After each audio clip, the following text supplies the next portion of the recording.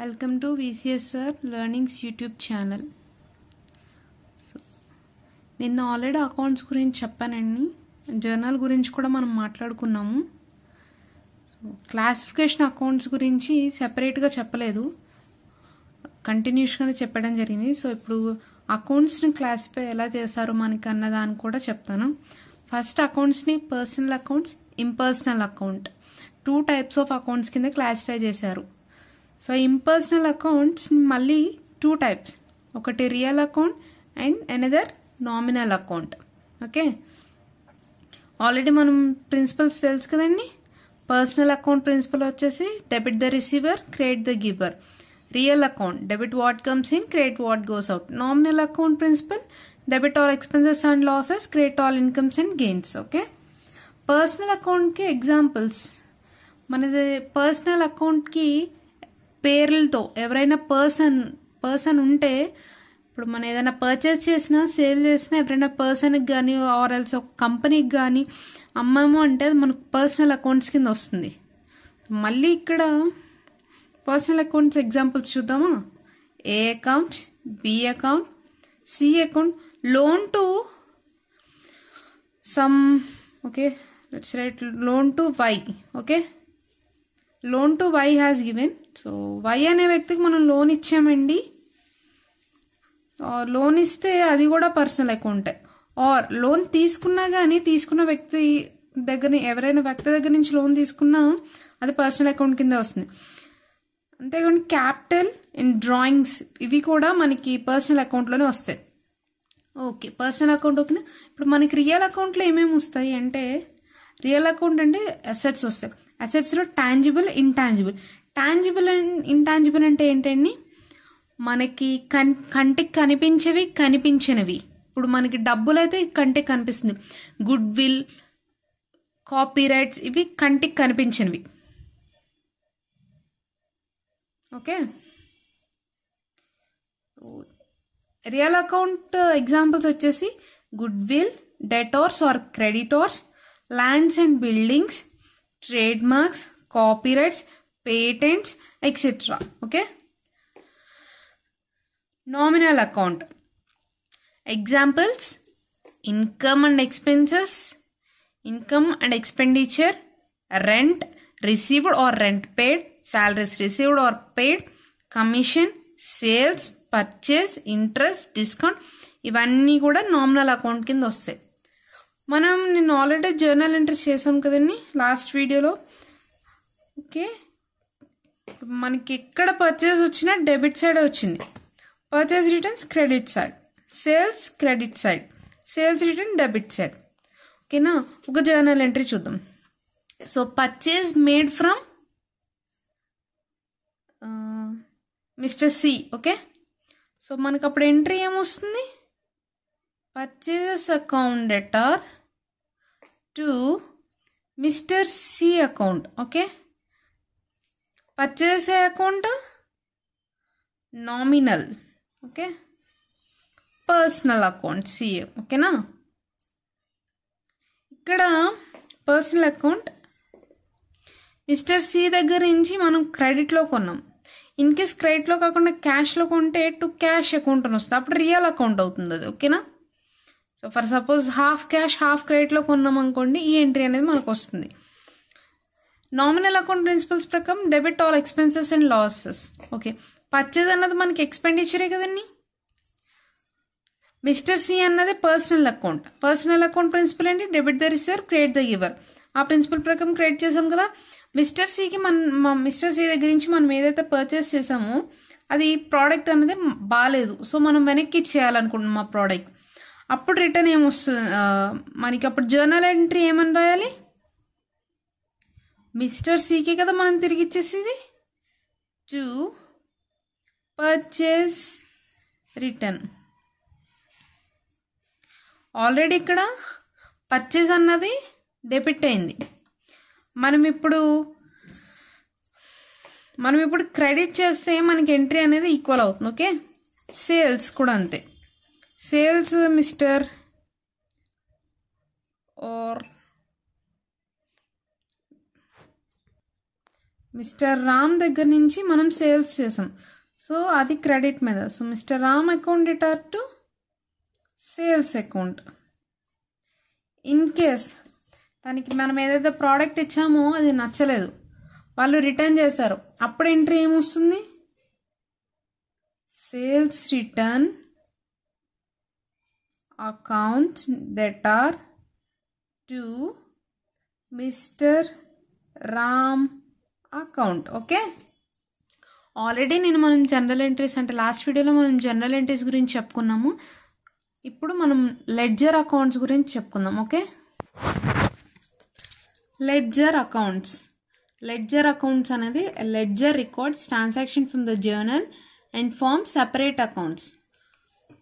ఓకేనా, ఇప్పుడు మనం జర్నల్ ఎంట్రీస్ రాసిన తర్వాత పర్చేజెస్ అకౌంట్ ఇందాక ఎంట్రీ రాసాం కదా, purchases account debtor to mister C account. Ram account దగ్గర నుంచి సేల్స్ చేసాం. ఓకే, సారీ, మనం సేల్స్ చేసాం రామ్ అకౌంట్కి, mister Ram account debtor to sales account రాసుకున్నాం. ఓకే, ఇక్కడ పర్చేజెస్కి సెపరేట్ ఎంట్రీ లేదు, సెపరేట్ అకౌంట్ లేదు, మిస్టర్ సికి సెపరేట్ అకౌంట్ లేదు, మిస్టర్ రామ్కి సెపరేట్ అకౌంట్ లేదు, సేల్స్కి సెపరేట్ అకౌంట్ రాయలేదు మనం. సో ఇప్పుడు లెడ్జర్లో ఏంటంటే జర్నల్ ఎంట్రీస్ రాసాం కదా, రాసిన దానికి మొత్తం అన్నిటికీ కూడా దానికి సెపరేట్ అకౌంట్ అనేది మెన్షన్ చేస్తాం. డేట్ వైజ్ అనేది మనం ట్రాన్సాక్షన్స్ అన్ని రికార్డ్ చేసుకుంటాం. ఈ లెడ్జర్ అకౌంట్ రాయడం వల్ల మనకి నెక్స్ట్ ట్రయల్ బ్యాలెన్స్కి, బుక్ కీపింగ్కి, ఇవన్నిటికి కూడా చాలా యూజ్ అవుతుంది. ఓకే, సో దీని ఫార్మాట్ వచ్చేసి ఎలా ఉంటుందంటే, మనం ఇందాక జర్నల్ ఎంట్రీస్లో ఎలా రాసుకున్నాము, only date, particulars, ledger folio, amount, debit amount, credit amount అని రాసాం. బట్ ఇక్కడ ఫార్మాట్ ఆఫ్ లెడ్జర్ అకౌంట్ ఏంటి, date, particulars, journal folio, JF అని రాసుకుంటాం షార్ట్కట్లో. JF, amount, date, particulars, half అనమాట. Debit side debit, credit side credit. So ఇక్కడ కంపల్సరిగా మెన్షన్ చేయాలి డెబిట్ అండ్ క్రెడిట్. ఎగ్జామ్స్ రాసే వాళ్ళకి మెయిన్ ఇవి చెక్ చేస్తారండి, వీటిని బట్టి కూడా మార్క్స్ ఉంటాయి. సో ప్రజెంటేషన్ అనేది చాలా ఇంపార్టెంట్ కాబట్టి లెడ్జర్ అకౌంట్స్లో డెబిట్, క్రెడిట్ సపరేట్గా రాస్తాం. జర్నల్లో పక్క పక్కనే డెబిట్ అమౌంట్, క్రెడిట్ అమౌంట్ రాసేస్తాం. కానీ ఇక్కడ అలా కాదు, డేట్ రాసి అమౌంట్ రాస్తాం. ఒకవేళ మనకి డెబిట్ సైడ్ ఏమైనా ట్రాన్సాక్షన్ జరిగింది అనుకోండి, అంటే ఇప్పుడు పర్చేసెస్ ఉందంటే 2 పర్చేసెస్ అని రాస్తాం. సో డెబిట్ సైడ్ వచ్చి అన్నీ కూడా 2 అని వస్తాయి. 2 పర్చేసెస్, 2 రెంట్, 2 శాలరీస్ అలా వస్తుంది.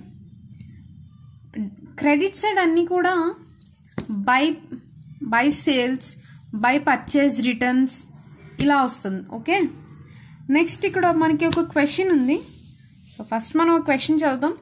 Let us assume ABC Limited records the following transactions for the year ending on 31st March 2023. Okay, ABC Limited అనే ఒక కంపెనీ ఉందండి. ఆ కంపెనీ ఎవ్రీ ఇయర్ ట్రాన్సాక్షన్ అనేది చేస్తుంది. మనకి ఇక్కడ ఇచ్చేసిన ట్రాన్సాక్షన్స్ వచ్చేసి ఇయర్ ఎండ్కి, అంటే 31st మార్చ్కి. మనకి ఫినాన్షియల్ ఇయర్ అంటే April 1st to 31st March మనకి financial year. Okay, first transaction ఏంటంటే plant purchased for 34,000 through cheque on 1st April 2022.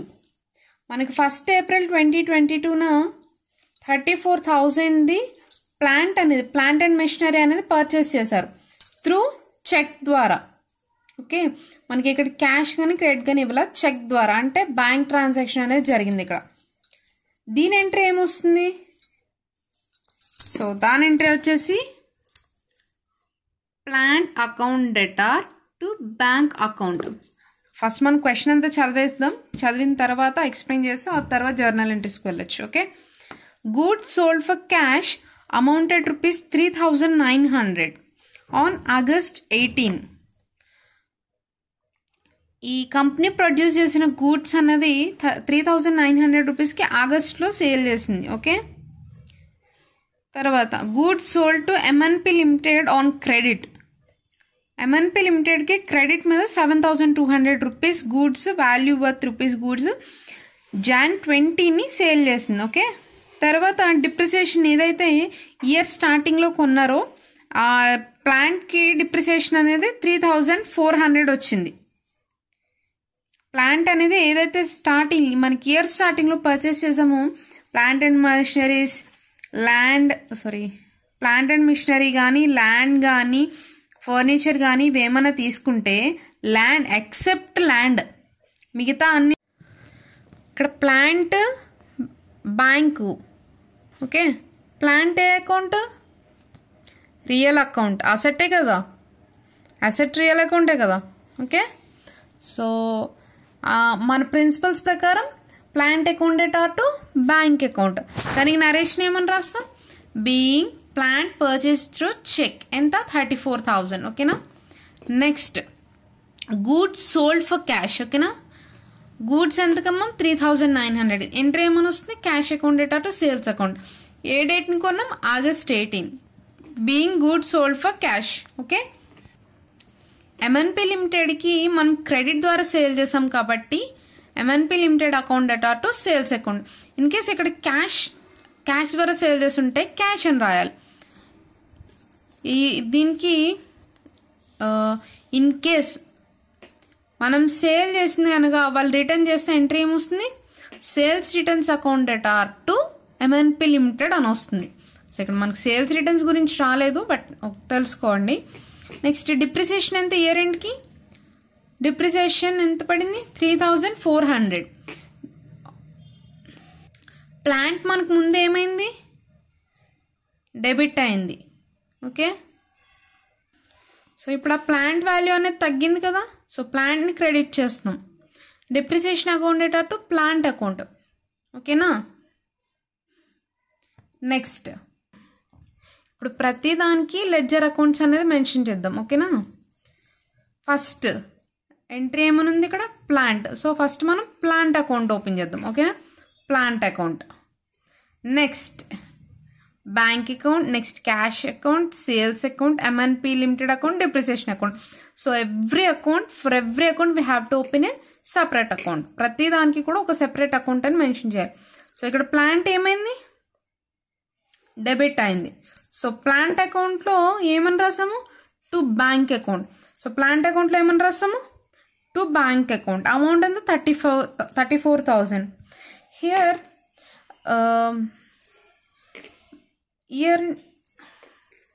ఓకేనా. Next bank account. బ్యాంక్ అకౌంట్లో బై ప్లాంట్ అకౌంట్ 34,000. ఓకేనా. Next cash account. క్యాష్ అకౌంట్లో to sales 3,900. Sales అకౌంట్లో by cash 3,900. ఓకేనా. Next MNP లిమిటెడ్కి మనం sale చేసాం కదండి, సో ఎంఎన్పి అకౌంట్లో టు సేల్స్. ఓకేనా. ఎంఎన్పి లిమిటెడ్ అకౌంట్ మనం రాయాల్సిన అవసరం లేదు.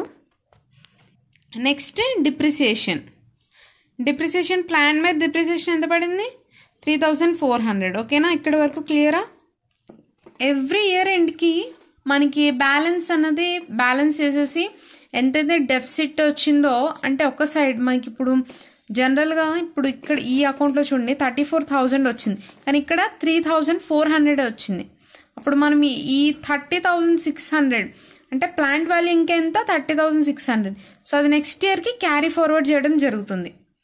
So by balance carried down. Okay, అని నెక్స్ట్ ఇయర్ అంటే మార్చ్తో ఇక్కడ అయిపోతుంది కాబట్టి April 1st to balance broad down అని చెప్పేసి 30,600 వేయడం జరుగుతుంది. ఓకేనా. నెక్స్ట్ బ్యాంక్ అకౌంట్లో క్రెడిట్ సైడ్ ఎక్కువ ఉంది, డెబిట్ సైడ్ తక్కువ ఉంది. So to balance carried down. Okay, 34,000. Next year entry ఏమొస్తుంది?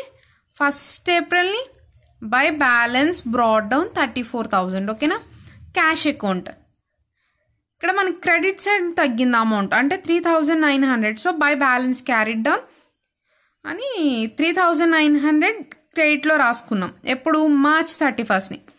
April 1st to balance broad down అని చెప్పేసి 3,900 డెబిట్ చేసుకుంటాం. ఓకే, అలాగే ప్రతిదీ కూడా ఇయర్ ఎండ్కి మనం ఖచ్చితంగా ఏదైతే అమౌంట్ మనకి ఈక్వల్ అవ్వట్లేదో ఆ అమౌంట్ మనం అక్కడ రాసి నెక్స్ట్ ఇయర్కి అది క్యారీ ఫార్వర్డ్ అవుతుంది అనమాట. డెబిట్ అయితే డెబిట్ అమౌంట్, క్రెడిట్ అయితే క్రెడిట్ అమౌంట్. ఓకే, సో ఇప్పుడు దాకా మనం లెడ్జర్ అకౌంట్స్ ఎలా రాయాలన్నది చూసాం కదా. లెడ్జర్ ఎన్ని టైప్స్ ఆఫ్ లెడ్జర్స్ ఉన్నవి. ఆ లెడ్జర్ని ఏమంటారు అంటే ఫైనల్ ఎంట్రీ ఆఫ్ అకౌంట్స్. ఇక్కడ ఇప్పుడు దాకా మనం జర్నల్ ఎంట్రీస్ రాసి లెడ్జర్ అకౌంట్లో రాస్తున్నాం. నెక్స్ట్ ఎక్కడ కూడా మనము ఎంట్రీ అనేది మెన్షన్ చేయము. అంటే ఇప్పుడు సేల్స్ చేసినప్పుడు cash account data to sales account అలా ఎక్కడా కూడా మనం మెన్షన్ చేయము.